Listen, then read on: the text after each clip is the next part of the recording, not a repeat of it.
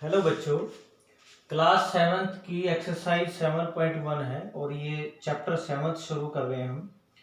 इसमें हम त्रिभुजों की सर्वांग समता के बारे में पढ़ेंगे।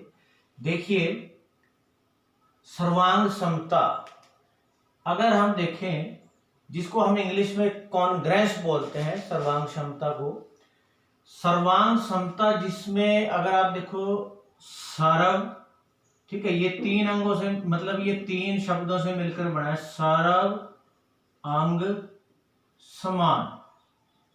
अगर किसी के सारव अंग मतलब सारे अंग समान हों दूसरी किसी भी वस्तु के आकृति के, उसको हम सर्वांगसम बोलते हैं। और इसी से ये वर्ड है सर्वांग समता यानी कॉन्ग्रेंस। तो सर्वांग समान की जब हमने बात कर ली है, जैसे आप देखो आपकी डेली लाइफ में, मान लीजिए आप एक ही कंपनी के पेन लेके आए हुए, जैसे मेरे पास ये मान लो मार्कर है। अगर मैं इसी जैसा एक मार्कर और ले आता तो वो सारे दिखने में एक जैसे होते, तो उसको हम कहेंगे वो सर्वांगसम है। जैसे साइकिल का अगला पहिया और पिछला पहिया जो है वो दिखने में लगभग एक समान होते हैं, इसलिए हम उसको कहेंगे वो सर्वांगसम है। तो इस तरह से सर्वांगसम का मतलब है जो दिखने में, शेप में, साइज में बिल्कुल एक जैसा हो, उसको सर्वांगसम बोलते हैं। अब जैसे अब हम सर्वांगसमता पढ़ेंगे त्रिभुजों के बारे में, कि त्रिभुजों की सर्वांगसमता। त्रिभुजों की सर्वांगसमता। अब त्रिभुजों में सर्वांगसमता कैसे देखेंगे? जैसे मान लीजिए मैंने यहाँ दो आकृतियां बनाई हैं, दो त्रिभुज हैं, एक का नाम लिखा ABC, दूसरे का DEF। ये दोनों त्रिभुज मैं कहता हूं दिखने में एक जैसी है। मतलब मैं कहता हूं ये भुजा इसके बराबर है, ये वाली भुजा इसके बराबर है और ये भुजा इसके बराबर है। मैंने जो निशान भी डाला आपके सामने, एक निशान इस पे लगाया और एक इस पे, इसका मतलब ये इसके बराबर है। इस पे दो लगाए तो दो और इस पे तीन लगाए तो ये मतलब बराबर है। उसके बाद अगर मैं कहूं कि इसका ये कोण A इसके बराबर है और ये B वाला कोण इस E के बराबर है और C वाला कोण इस F के बराबर है, तो ये दोनों त्रिभुजें क्या होंगी? सर्वांगसम होंगी। हम इसको ऐसे लिखेंगे, मैं जैसे इसकी AB भुजा, ये AB भुजा तो बराबर किसके होगी?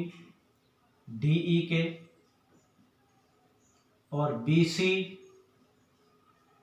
ये किसके सर्वांगसम है? EF के।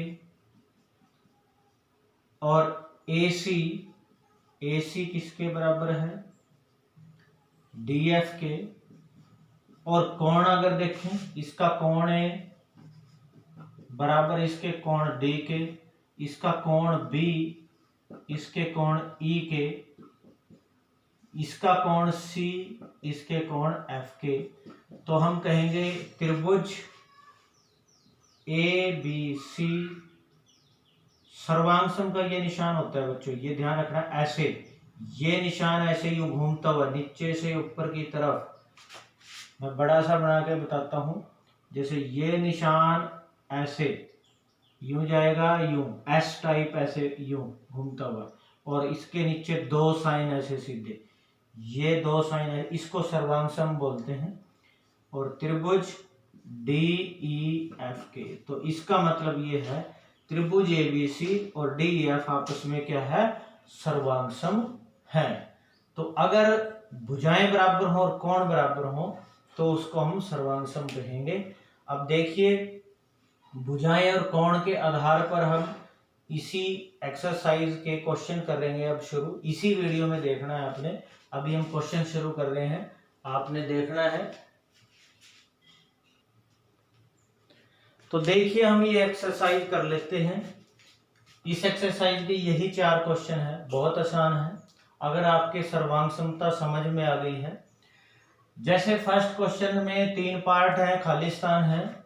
दो रेखाखंड सर्वांगसम होते हैं, कि कोई दो रेखाएं हैं, वो सर्वांगसम कब होंगी? अगर दोनों की लंबाई समान है। तो हम लिखेंगे यदि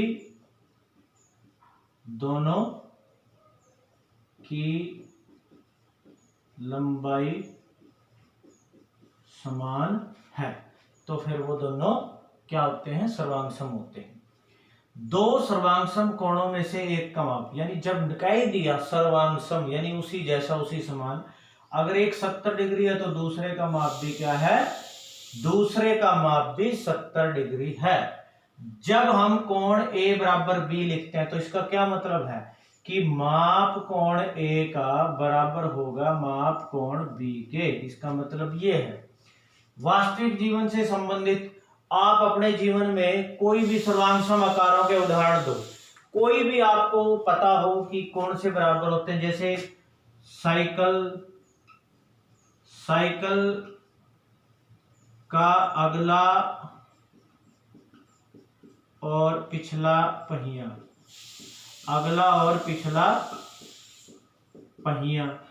और भी हम उदाहरण दे सकते हैं कोई भी जो एक ही जैसे हो, मतलब एक ही उदाहरण एक ही जैसे हो। आपकी किताब के सारे पेज, किताब के सभी पेज एक जैसे होते हैं, मतलब एक जैसी लंबाई चौड़ाई के होते हैं। तो और भी आप अपनी तरफ से कोई भी उदाहरण दे सकते हो, यानी जैसे आप बाजार से अगर एक ही जैसी चूड़ियां लेके आते हो तो एक ही जैसी चूड़ियां, वो भी सर्वांग सम होगी, ठीक है। अब एक ही जैसी पिक्चर है, कहीं तस्वीर लेके आते हो एक ही जैसी साइज की, तो वो सारे सर्वांग सम है। एक ही कंपनी के पेन हैं तो वो सर्वांग सम होंगे। तो ये इस तरह सर्वांग सम के उदाहरण है, ये आप अपनी तरफ से अलग भी दे सकते हो। अगला थर्ड क्वेश्चन है, यदि सुमेलन ए बी सी और एफ ई डी, मतलब ये बिल्कुल बराबर हैं, इनका मेल किया हुआ है, त्रिभुज ए बी सी सर्वांग सम का निशान है बीच में और एफ ई डी है। देखो मैं बना लेता हूं, एक तो त्रिभुज है ए बी सी और दूसरे त्रिभुज का नाम लिखना है एफ ई डी। अगर ये दोनों कही है सर्वांग सम है तो सभी संगत सर्वांग सम भागों के नाम, सभी भागों के, पहले हम त्रिभुजों के लिखते हैं। मान लीजिए मैंने ये वाली, पहले भुजाओं के लिखे, ये ए बी भुजा लेनी है, तो ए बी भुजा तो किसके बराबर होगी ए बी भुजा, ये होगी एफ ई के बराबर। बी सी भुजा ई डी के, तो बी सी ये समान होगी या सर्वांग सम होगी ई डी के। हम यहाँ पे बराबर का निशान भी लगा सकते हैं, जैसे मैंने दोनों तरफ एरो का लगाया है। और ए सी जो है वो एफ डी के, ए सी जो है वो एफ डी के।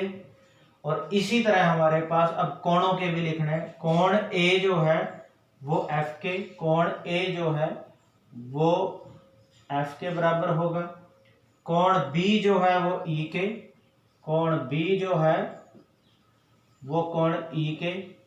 और कोण सी जो है हमारा ये वो कोण डी के, कोण सी जो है कोण डी के। यानी सर्वांग सम त्रिभुज के 6 के 6 भाग बराबर होंगे, 3 भुजाएं और 3 कोण। फोर्थ क्वेश्चन है, यदि त्रिभुज डी ई एफ और ए बी सी सर्वांग सम है। देखिए त्रिभुज डी ई एफ हमने एक तो लिखना है डी ई एफ, दूसरे का नाम लिखना है बी सी ए, एक हमने लिख दी है बी सी ए, दोनों कहा है सर्वांग सम है, तो सर्वांग सम का निशान डाल दिया। तो उन भागों के नाम लिखिए जो कोण ई, ये वाला कोण ई जो है किसके बराबर होगा, फिर सी के, तो यहां लिखा जाएगा कोण सी।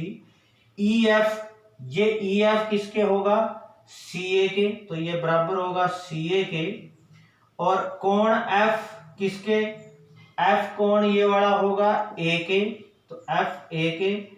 और इसी तरह डी एफ जो है, डी एफ ये वाला भाग इस बी ए के बराबर होगा। तो इस तरह से ये हमारी एक्सरसाइज जो है ये कंप्लीट हो गई है। हम इसके 4 ही क्वेश्चन थे, आपने इसको अच्छे से समझ के अपनी नोटबुक में नोट कर लेना है।